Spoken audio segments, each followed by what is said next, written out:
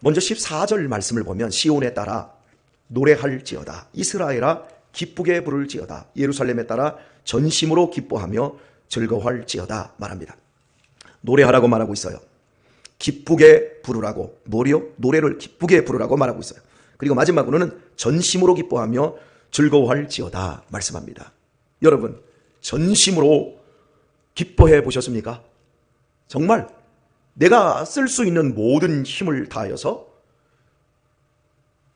여러분은 기뻐해 본 적 있으십니까? 저희 집안에서는 아주 종종이라고 해야 될까요? 가끔이라고 해야 될까요? 아내와 유신이와 또 하영이가 셋이 무슨 말을 하다가 웃음보가 터지는 경우가 있어요. 그러면 웃음이 그쳐지질 않아요. 배를 끌어안고 제 아내가 그럽니다. 배 아파. 그만 웃겨. 그런데 제가 보기에는 하나도 안 웃기는 걸 가지고 자기들끼리 빵 터져가지고 막 웃다가 유신이도 배를 끌어안고 엄마 그만 웃겨요. 하영이는 아주 주저앉아요. 그리고 그만 웃기세요. 셋이 서로를 향해서 그만 웃기라고 그래요.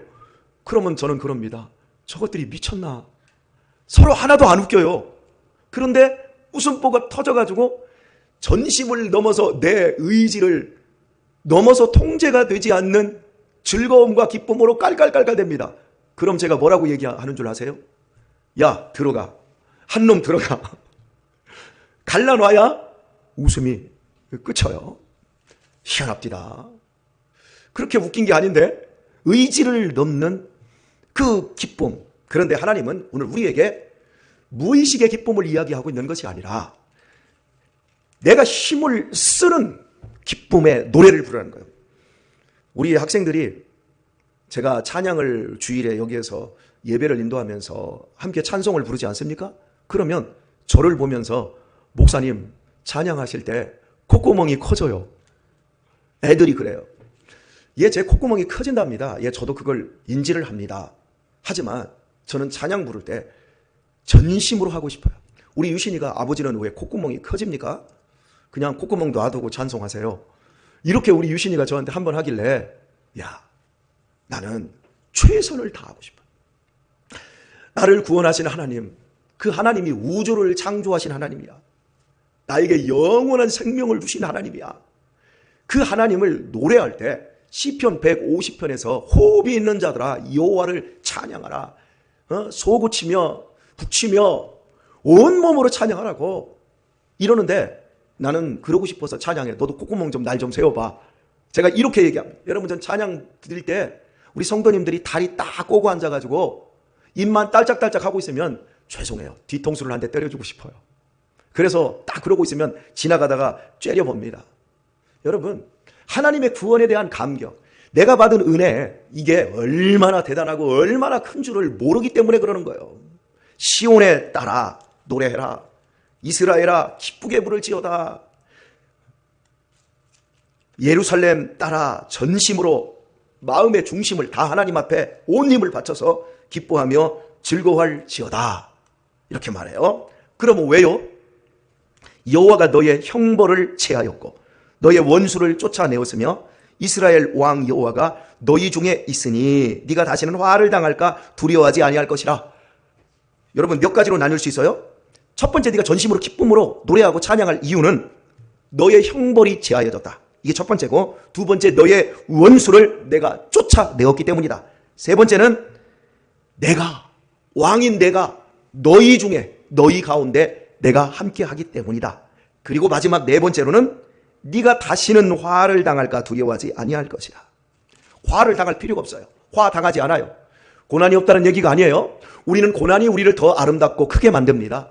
제가 이명규 장로님 얘기 어제 아침에 드렸잖아요. 어머니가 어린 시절에 폭탄에 의해서 산화되고 혼자 인생을 살았어도 저렇게 내면이 단단하고 따뜻하고 인생을 건강하고 행복하게 살아왔잖아. 이거 화가 아니에요. 이건 연단이에요. 믿음의 사람이 이 땅을 살아가면서 그 어떤 것도 우리가 대할 때 그것을 화로 대한다고 하면 우리는 시험 들고 낭망하고 절망하고 그런 하나님이 우리에게 주신 연단으로 말미암아 아름답게 변하기는 고사하고 아주 못되게 변질되고 맙니다. 그래서 우리 성도님들 한 사람 한 사람 인생을 들여다보세요. 고난이 없는 인생이 어디 있어요? 아픔이 없는 인생이 어디 있습니까? 그럼에도 그 고난과 아픔 속에서도 참 불가능할 정도로 아름답고 반듯하고 향기나는 인생으로 변한 사람들이 있어요. 그런데 말만 하면 또 나쁜 말만 해요. 원망, 참 복도 없고 지지리도 없고 왜 복이 없어요? 예수님을 구주로 믿는 이 믿음, 밭에 감추인 보화를 발견하고 그 보화를 캐낸 사람들입니다. 그런데 말하는 것마다 다 복 없는 말, 자기를 원망하고 자기를 학대하는 말만 해요. 그러니 인생이 그렇게 계속해서 원망하고 학대당할 수밖에 없는 처절한 삶으로 끝까지 그러고 가는 거예요. 사랑하는 교회 여러분, 하나님께서 예수 그리스도의 십자가로 말미암아 우리의 형벌을 제하여 버렸습니다. 하나님께서 예수 그리스도의 대속으로 말미암아 우리를 죽이려고 했던 원수 마귀를 쫓아내 주셨습니다. 아멘. 누를 안 하시네. 그리고 하나님이 임마누엘이라는 그 이름으로 우리와 함께하고 계십니다. 우리는 더 이상 이 세상에 그 어떤 것도 우리에게 화를 줄 수가 없습니다. 왜? 내가 하나님과 함께하고 있기 때문에 그렇습니다. 사랑하는 교회 여러분, 우리는 양을 치지는 않았지만 양에 대해서 많은 이야기를 들었지 않습니까? 양을 한두 마리 키우는 이런 집도 있겠지만 이스라엘의 양들은 보통 초식동물은 수십 마리, 수백 마리, 수천 마리 이렇게 키우지 않습니까? 그런데 이 양은 지독한 근시, 그리고 달리기도 제대로 못하고 풀도 제대로 구별도 못해서 목자가 좋은 풀밭으로 인도를 해야 되고 또 쉴만한 물가로 이끌지 않으면 양은 목자의 도움 없으면 살 수도 없고 자기를 보호할 수도 없어요. 그런데 생각해 보세요. 이런 양이 수천 마리가 저 초원에 있습니다. 자기들끼리 풀을 뜯어먹습니다. 이때 사자나 늑대, 이리 이런 것들이 이 양을 잡아먹기 위해서 어슬렁거립니다. 그냥 달려들어도 상관없습니다. 그런데 어슬렁거리지요. 왜? 누구 때문에? 저 목자가 있는가 없는가. 그러니까 양이 1000마리가 있어도 목자가 없으면 그 양은 유리하는 양이에요. 곧 조금 지나면 다 늑대에게 다 잡혀먹을 먹이밖에 되지 않아요. 그러나 양이 10마리밖에 없어. 하지만 그 양 가운데 목자가 불꽃 같은 눈동자로 자기의 양을 지키고 있다고 해봅시다. 그러면 그 양은 안전해요? 안 안전해요? 그 양 곁에는 늑대나 사자가 올 수가 없어요. 왜? 그 목자 때문에. 오늘 우리의 인생 속에서 예수님을 우리가 믿고 그분의 대속으로 말미암아 하나님의 자녀가 되었고 우리 가운데 임마누엘로 하나님이 함께 하신답니다. 이 놀라운 은혜, 우리 눈에 보이지 않아도 우리 귀에 들리지 않아도 하나님은 분명히 우리와 함께하고 계십니다. 제가 국토종단을 우리 아이들과 한 번 하고 또 우리 교회 아이들과 또 한 번 해서 2번을 하지 않았습니까? 그랬더니 우리 주변에 목사님들이 목사님 위험하지 않습니까? 그러면서 나는 찻길 옆으로 인도가 없는 곳으로 걸어가 본 적이 없습니다. 어떻게 국토종단을 어느 길로 가십니까? 그래서 뚝방길로도 가고 산길로도 가지만 대부분은 국도를 따라서 찻길 옆으로 갑니다. 와, 대단하십니다. 무서워서 못 가는데. 그래서 제가 그랬어요. 목사님 어떻게 운전하십니까? 무서워서. 길을 걷다가 사고 나는 것보다 차를 몰다가 사고 나는 게 훨씬 많은데 어떻게 걸어가십니까? 어떻게 운전하십니까? 그랬더니 운전을 할 수 있죠. 목사님 어떻게 비행기를 타십니까? 두려워서. 그랬더니 그거야 기도하고 타죠. 예, 저도 기도하고 했습니다. 그랬더니 저한테 그러더라고요. 목사님은 참 무서운 게 없어. 솔직히 말하면 무서운 게 많습니다. 왜 무서운 게 없겠습니까? 왜 아이들 데리고 가면서 그 조그만 애들 데리고 가면서 우리 유아 같은 경우에 여러분 7살 때 국토종단을 데리고 갔으니 그런데 깜짝 놀랄 뻔했던 것 이놈이 2번이나 찻길로 뛰어들었어요. 2번이나 뭔가 이거 가지고 있다가 싹 흘렸는데 찻길로 들어가니까 그냥 들어가서 주워오는 거예요. 한 번은 저쪽에 뭔가 봤나 봐요. 이쪽에서 잘 걸어다가 그걸 막 건너가잖아요. 그런데 4차선 도로였어요. 그 시간에 차가 하나도 안 오는 거예요. 그것도 아침 출퇴근 시간에. 찻길로 뛰어들어가서 제가 얘를 갖다가 번쩍 들고서 딱 나왔어요. 유아야, 돌발 행동하지 마라. 그러면서 가슴을 쓸어내리는데 하나님께서 당신의 택한 백성을 지키신다라고는 확신이 이 속에 들더라고요. 하나님께서는 부리는 천사들을 우리들에게 붙여주셔요. 그리고 우리를 보호하고 계십니다. 여러분, 우리가 받은 은택이 뭐냔 말이에요. 두렵습니다. 그러나 그 두려움 속에서도 우리는 남은 자로 하나님이 주신 사명을 감당하며 사는 사람들인 겁니다. 자, 여러분, 이제 여기에서 오늘 우리가 두 가지를 해결을 하고 넘어가려고 하는데, 첫 번째만 하고 오늘을 마칠 수도 있을 겁니다. 왜냐하면 제 설교가 워낙 길어서 오늘은 이제 10분 정도밖에 남지 않았는데요. 자, 읽은 말씀을 보면 시온에 따라, 이스라엘아, 예루살렘 따라 이렇게 호칭이 바뀌어버렸어요. 1장에서부터 우리가 이스라엘을 하나님께서 어떻게 부르고 있는가 하면요, 이 패역한 백성들아, 수치를 모르는 백성아, 그러면서 이런 표현을 안 써요.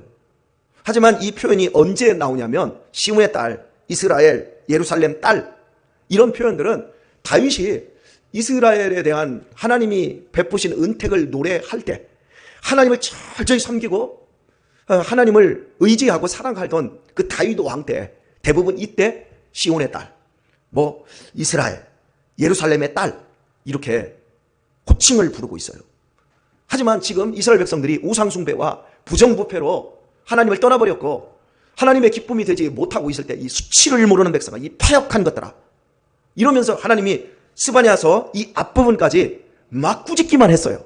그러다가 갑자기 남은 자를 내가 남겨둘 것이다. 그들은 더 이상 거짓말하지 않고 입에 게으른 것이 없고 악을 행치 않을 것이다. 하나님이 다시는 나의 성산 예루살렘에서 교만하지 않도록 내가 만들고야 말 것이다. 이런 말씀을 남겨진 사람들에 대한 이야기를 하신 후에 호칭이 갑자기 바뀌어버렸어요. 자, 보세요 여러분. 저에게도 딸이 있잖아요. 딸하고 관계가 별로 안 좋을 때가 있어요. 하영아, 이렇게 부릅니다. 그보다 더 관계가 안 좋아지면 야! 이러고 부릅니다. 그러면 하영이가 왜요? 이러지요? 그런데 제가 제 딸하고 관계가 좋아지면 딸 왔냐? 딸? 그러면 네 아버지, 아빠 저 왔어요. 어이 우리 딸 한 주도 잘 살았어? 밥은 잘 먹었어? 딸, 우리 딸의 통장에 제가 이번 10만 원이라도 이렇게 붙여주고 이번 주에는 좀 맛있는 것도 좀 먹어라. 친구들하고도 이렇게 사 먹고, 그러면 아버지 뭘 이런 걸 주세요. 감사해요. 이런 서로 소통하는 이런 것들이 굉장히 부드러워져요. 요즘 제가 우리 딸한테 야 딸 고등학교 때 중학교 때는 야 하영아 어우 이렇게 제가 호칭을 많이 썼어요. 근데 지금은 거의 우리 딸 고마워, 우리 딸 불러놓고도 그냥 제가 고마워, 이렇게 제가 할 때가 있어요. 여러분, 하나님께서 지금 이스라엘 백성들을 이 패역한 것들아, 이 수치를 모르는 것들아, 이러면서 내가 너희들 바벨론으로 보내야 되겠어, 이렇게 하시다가 하나님이 앞으로 내가 어떻게 일을 할 것이다, 너희들을 수치를 모르는 백성의 자리에서 내가 너희들 다시는 이 예루살렘에 교만 떠는 사람 없게 할 것이고, 악을 행하거나 거짓을 말하거나 괴율하지 못하는 그런 남겨진 사람들을 내가 반드시 둘 것이다. 내가 일할 것이다. 그렇게 말씀하신 이후에 오늘 본문에서 시온의 딸 노래해, 이스라엘아 기쁘게 부를지어다, 예루살렘에 따라 전심으로 기뻐하며 즐거워할지어다, 이렇게 말하고 있어요. 사랑하는 성도 여러분, 하나님과 우리 사이의 관계가 원수입니다. 하나님을 모릅니다. 사람은 멸망하는 짐승입니다. 하나님과 우리와의 관계가 처음에 하나님이 당신의 형상을 따라 당신의 모양으로 우리를 만들어내셨어요. 그리고 우리를 만드신 후에 심히 기뻐하셨어요. 너무 기뻐하셨어요. 이것을 이사야 43장 2절에서는 이렇게 말합니다. 이 백성은 내가 나를 위하여 지었나니 나의 찬송을 부르게 하려 함이라. 하나님이 만들어 놓고 심히 기뻐하며 이제부터 나를 위해서 노래를 불러줘. 어떤 노래? 감사의 노래, 사랑의 노래, 기쁨의 노래. 하나님 어떻게 나를 존재케 하셨어요? 어떻게 나에게 이 은혜를 주셨어요? 하나님 감사해요. 이 관계로 우리를 만드셨어요. 그런데 인간이 죄로 말미암아 하나님을 떠나버렸어요. 하나님과 원수돼 버렸어요. 그리고 인간의 말은 항상 하나님 그런 거 없어. 내가 신이야. 나만 잘 먹고 잘 살면 돼. 죽으면 그만이지 뭐. 하나님의 그 모든 것들을 누리면서도 하나님의 것을 인정하지 않고 하나님의 품속에서 살아가면서도 우리 인간은 하나님의 존재 자체를 몰라요. 원수예요. 원수로 행해요. 이런 우리를 위해서 하나님이 일을 하셨어요. 어떤 일? 당신의 외아들을 이 땅에 보내셔서 우리의 죄값을 다 치르게 하셨어요. 그리고 하나님과 우리 사이의 관계를 원수에서 다시 사랑할 수 있는 자녀로 우리를 입양시켜 주셨어요. 그리고 그 하나님을 아버지라 부르는 그런 자리에 있게 하셨어요. 그리고 우리가 이제 다시는 하나님과 원수가 된 자리에 있지 않고 하나님이 우리 가운데 계셔서 우리로 하여금 하나님을 기쁘게 전심으로 노래할 수 있는 자리에 우리를 세워주신 거예요. 이렇게 회복시켜 주셨어요. 그러므로 말미암아 우리가 우리의 내면에서부터 우리는 하나님을 기뻐해야 합니다. 하나님이 우리 가운데 계십니다. 더 이상 우리가 하나님과 원수가 아닙니다. 하나님이 우리 한 사람 한 사람을 바라보시면서 이렇게 지금 말씀하고 계십니다. 이 왼수들아 하지 않습니다. 하나님이 지금 우리들에게 아들아, 딸아 이런 호칭으로 우리를 하나님이 불러주고 계십니다. 그것이 여러분 마음속에서 믿겨지십니까? 저는 내 자식들을 키우면서 그게 하나님의 그 사랑이 내가 자녀들에게 베풀고 있는 것 그 이상의 것이라고 하는 것을 저는 아주 마음속에서 강력하게 느낍니다. 제가 여러분에게 한번 물어볼게요. 부모와 자식이 관계가 잘못되어서요. 그 자식은 부모를 인정을 안 해요. 그리고 부모는 자식을 안 보겠다 그래요. 그래서 완전히 관계가 잘못되었다고 합시다. 그러면 누가 그 관계를 풀 수 있을까요? 부모일까요? 자식일까요? 자식은 풀 수 있는 열쇠가 없습니다. 부모지요. 하나님이 인간은 풀 수 없는 그 고통에 하나님과 원수된 그 자리에 우리를 당신의 아들을 보내셔서 십자가의 대속으로 우리를 먼저 받아주신 겁니다. 먼저 받아주셨다고요. 근데 이거 우리가 예수님을 믿으면서도 이 하나님으로부터 내가 받아들여졌다는 사실에 대한 감각이 없어요. 그러니 전심으로 기뻐할 이유가 없어요. 어제 전화 한 통화를 제가 우리 성도님에게 받았어요. 이 교회 나온 지는 10년이 넘었어요. 근데 저한테 얘기하던 가운데 내가 여기 와서 목사님을 보니까 목사님은 분명히 천국 가십니다. 그런데요, 저는 분명히 제가 알고 있습니다. 저는 지옥 갑니다. 제가 목회를 잘못했다 싶더라고요. 그래서요, 제가 당신이 지옥 가면 나도 지옥 갑니다.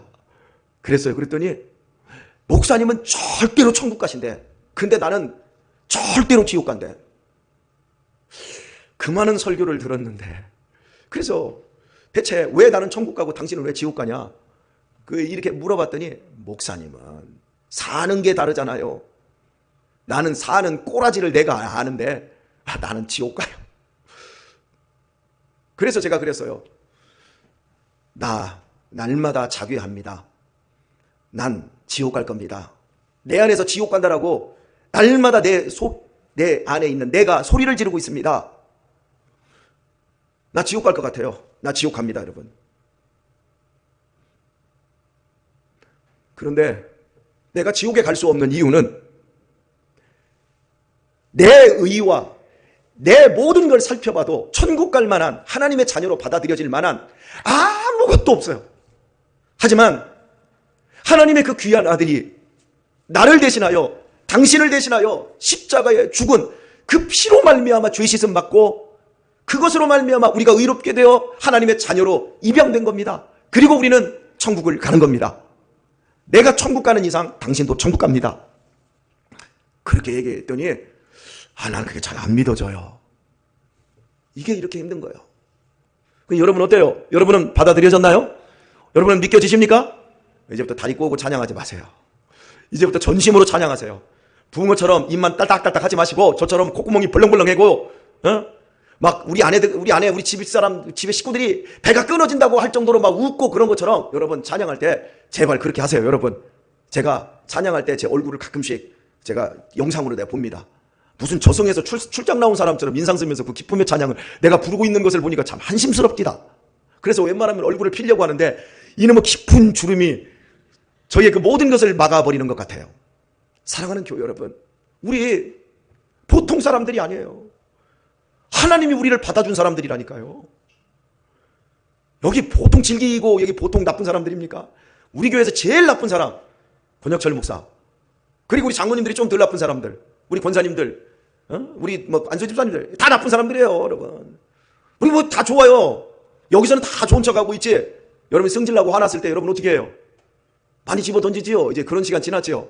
어쨌든 간 여전히 조금만 기분 틀어지면 벌써 한심스러운 인간들입니다. 그럼에도 불구하고 우리 가운데 하나님이 계세요. 그 하나님이 우리를 지키고 계십니다. 우리를 변화시키시고 우리를 아름답게 인도하고 계십니다.